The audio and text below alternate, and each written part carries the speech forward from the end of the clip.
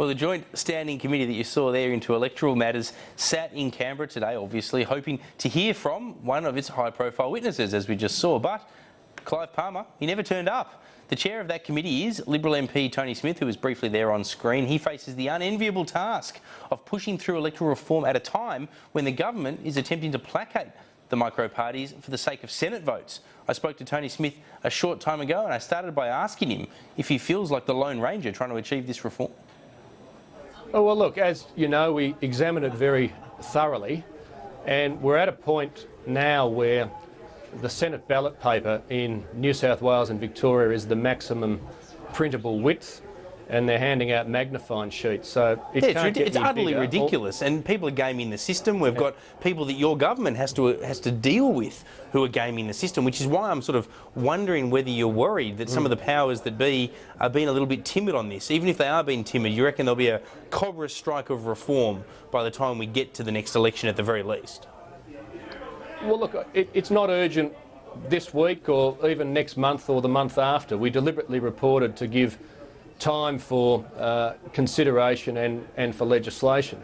And we only handed it down just before the budget. I didn't ever expect there'd be legislation when the appropriation bills were going through or the carbon tax would be abolished, but it's precisely why we produced the report early. Okay, so sorry to interrupt, Mr. Smith, but let me ask you this. Let's assume that you get it through at whatever point, as you say, down the track. There's plenty of time to get it through. What's the essence of your recommendation? So if the legislation for change to the way the Senate does business goes through, if the government does adopt it, and there's no reason to think it won't, if that's the case, what will be different? Well, what will be different is when you vote, you will have full control over your preferences. So at the moment, if you vote above the line, you forfeit your preferences to the party's group voting tickets, and that's it. It exhausts after that. That's right. So what we're saying is optional preferential. So you preference to the extent you wish above the line, and to introduce a limited form below the line, and then critically enhanced party registration, so that and above the line, can I ask, if you do go below the line, how many boxes do you have to fill for it to be a legitimate vote? Can I stop at 3 or 4 or 5, or do I have to fill out, I think, somewhere in the order of 29 or 30 like it is now? No, that's a good question, and something that's been lost in a lot of the coverage of it. We're recommending 6 in the normal half Senate election, being the number of senators you're electing. It'd be 12 in a double dissolution.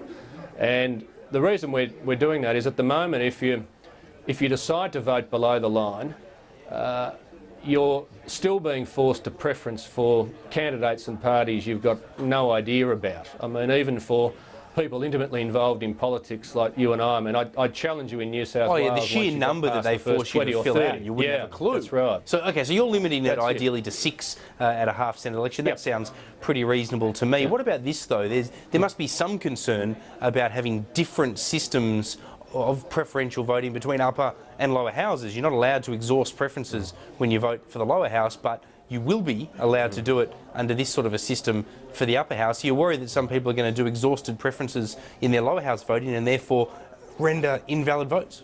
No, well, we've had 2 different systems for a long period of time, and not only that, I mean, you make a point about the differences in those systems. There's differences, of course, between federal elections and some state elections. So in New South Wales, you've got optional preferential voting in the lower house. So you always have these elements of confusion. It's one of the reasons why, with optional preferential voting above the line in the Senate, we said you should encourage people to express preferences to the extent they have them.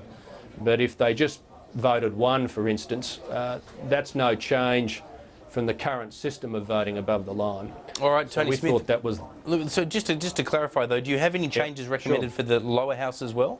No, we haven't turned our attention to the lower house. Our focus was on the Senate because it was really at the last federal election that voters came away a bit demoralised by how that Senate voting process worked, confronting the ballot paper to begin with, and then seeing some of the results that they found rather baffling. All right, Tony Smith, we appreciate your time on the program. Thanks very much. Thanks, Peter.